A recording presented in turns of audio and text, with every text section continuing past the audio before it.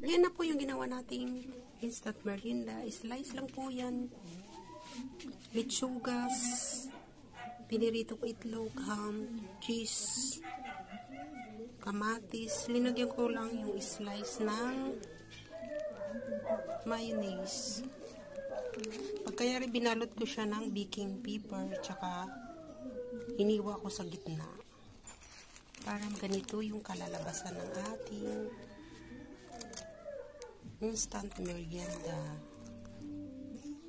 Super yummy. Oh. Kainan na tayo. Ito yung ating merienda. Minilim.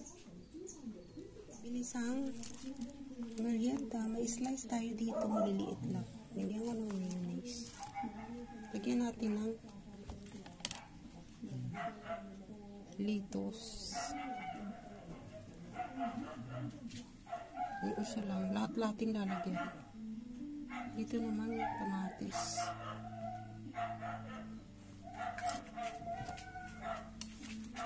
Yung isa naman itlog na pinirit. Yung isa naman ham. Dito na lang natin ilagay yung cheese.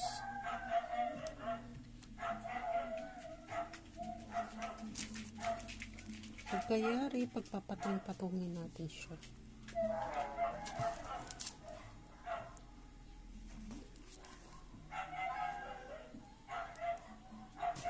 So, ilalagay natin dito sa baking paper.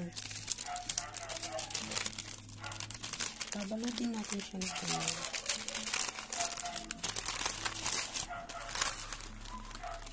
Para kakaiba yung merienda natin.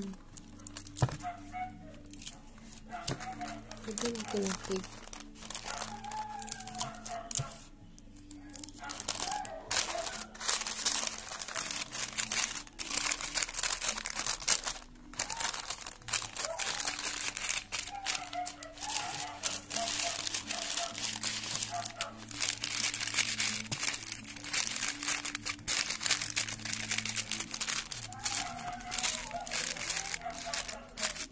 Pagandahin lang natin yung ating ngayon.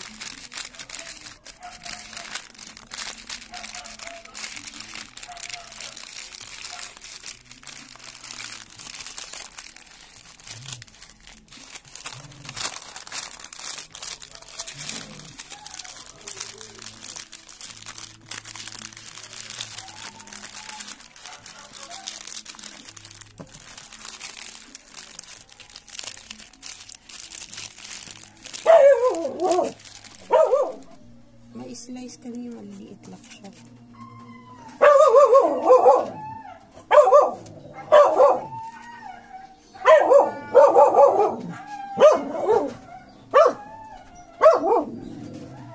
Patay mo.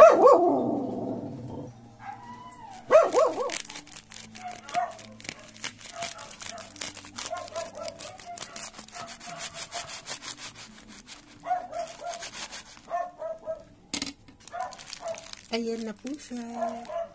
Ang ating mabilisang merienda. Ganda. Oh. Diba? Kakaiba siya.